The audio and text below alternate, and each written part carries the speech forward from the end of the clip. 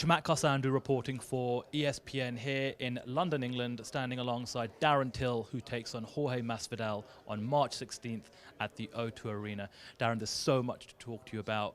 Let's start with going back a few months. Obviously, massive fight. You were chasing the title, didn't go your way against Tyron Woodley. But coming out of the fight, what are the positives that you could take away from that whole experience?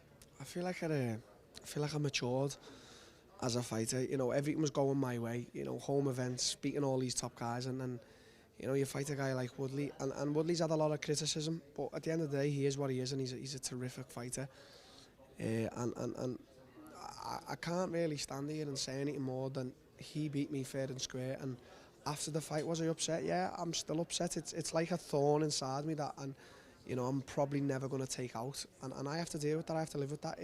If you want me to sum the fight up, I'm embarrassed by my performance. That's just the truth. But you know, it doesn't change my mentality or who I am as a person or a fighter. So I'll take the positives and a lot of negatives from that, and I'll use them as I've done all my life. I'm 26, and listen, I've been fighting a long time. So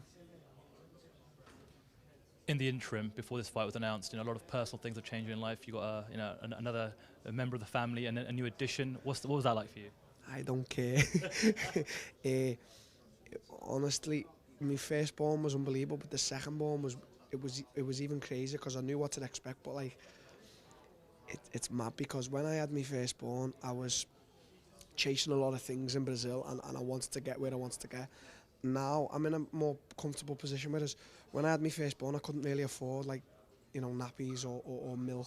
A lot of times I couldn't afford rent, and now I'm not really in that position. And you know, it's two sides of the spectrum. One side where I was poor with my firstborn, and now with my secondborn, I'm not a millionaire, but I'm comfortable.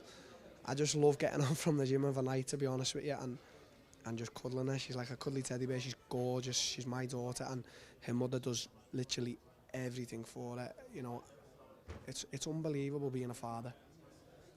How do we get to Jorge Masvidal? What was that journey like? What were some of the other fighters that were offered, or some of the other fights that perhaps you were hoping to get before we ended up at Masvidal? I was hoping for either Usman or Colby. They were fights where I was like, you know, very hard fights, but I'm definitely winning them. And a few fights got offered. You know, Ponzinibbio was one of them. Dos Anjos. Colby was the main one. He got offered. They said Colby at London. I went, yeah, that's a great fight. A lot of the fans hate Colby, and you know, it was just a great fight. There would have been so much smack talk and violence, but Colby's holding out. You know, and then in the woodworks, you know, I don't check Twitter that much. Someone said to me, Masvidal called you out, you know, and then Colin said, the UFC have called, they've offered Masvidal, and I said, let's do it against one of the gamers. So. And what does it mean to you to once again just be, you know, main eventing, headlining?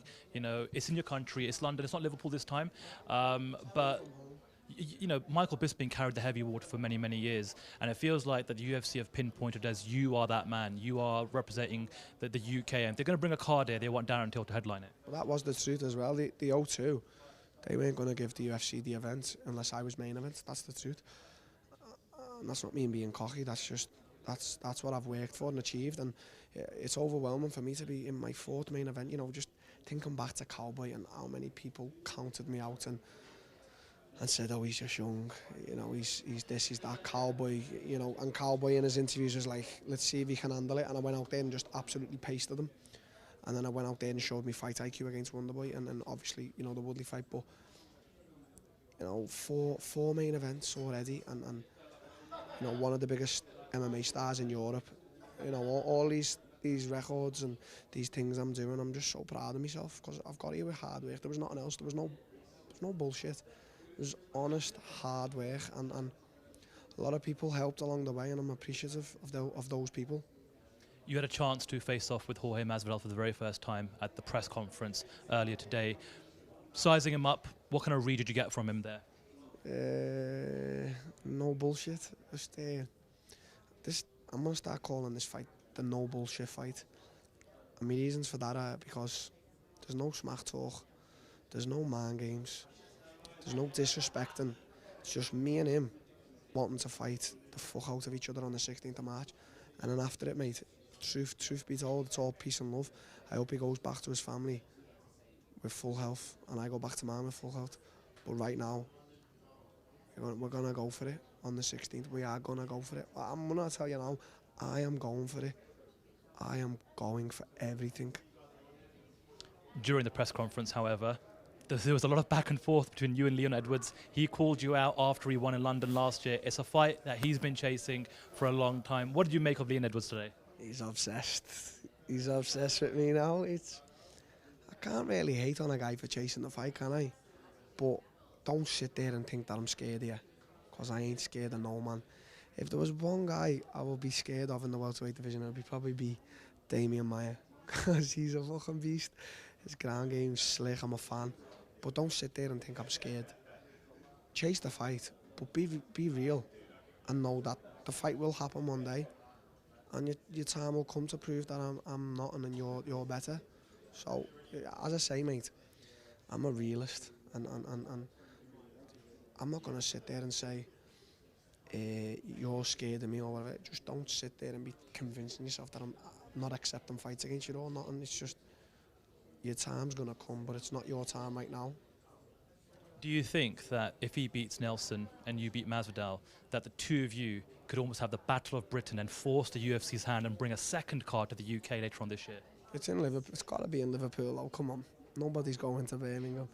No, it could happen. But me coming off a title shot, beating Masvidal, I mean, as much as I want to fight Leon, that doesn't warrant maybe a rematch. Or if Woodley gets beat by Usman, a rematch with Woodley. There's at the moment there's bigger things. The fight's gonna happen. Stop obsessing. You know, make sure you concentrate on Gunnar because he's a beast, and it'll happen. Speaking of the title match, who have you got, Woodley or Usman? Woodley. I just don't. Usman's a good fighter, mate, but I don't think Usman's taken Woodley down, and I don't think he's got the advantage on the feet. Woodley's powerhouse. Listen, mate, I've got some granite chin on me, and that guy hit me full force, and I felt it. Didn't knock me out, and then continued to batter me with elbows. So I think if he hits Usman, I think he could get him. So I'm going with Woodley, but if Usman wins, that's good for me, because I could maybe get the Woodley rematch, but you never know, he might go up to middleweight. So it's as much as welterweight's an interesting division, it's a very, you don't know what's going on division, so it's all up in the air at the moment. But as I say, no bullshit fight on the 16th. Speaking of middleweight, you know what's going to happen. Come fight week, everyone's going to be asking, what's Darren Till looking like? Is he going to make weight? And even though you've proven it now, that you've made championship weight, are you anticipating all of these questions to come up again during fight week? Yeah. It's just something you got to live with, innit? Just, you know, so much attention after that Wonderboy fight. I suppose it's like part of like my thing now. Is he going to make weight? Is he, you know, because listen, I'm a fucking huge dude for welterweight, so I understand. I'm massive, and I you know, I have struggled making weight once or twice, but I'm a professional and I'll make weight. When you see two former welterweights in Robert Whittaker and Kelvin Gastelum fighting for the middleweight championship, does it make you kind of think, well, if I don't have to spend all this time cutting 15 extra pounds, how much better could I be? And could there be a quicker route to another championship fight at 185? That's very true, correct. But I don't want the quick route. I want the hard route. And now, right now, for me, the hard route is unfinished business. Why I'm saying that is because I've just lost to Tyron. I feel like I've still got some guys who I need to fight at welterweight, and obviously the Tyron fight. So, as much as I probably could go to middleweight and let's say I rack up 2 wins and get a title shot there, that's great, but I wouldn't be able to live with myself because I've got unfinished business. So middleweight will just have to wait a little longer. I'm only 26. Coming back to March 16th, O2 Arena, London, Jorge Masvidal. When you close your eyes and you envision this fight playing out, how do you get your hand raised in victory? How do you beat Jorge Masvidal? I won't be satisfied if it gets out of the first round. I will not be satisfied. So that speaks for it. Get ready for action for the first round. Best luck, Darren. Cheers. Thank you.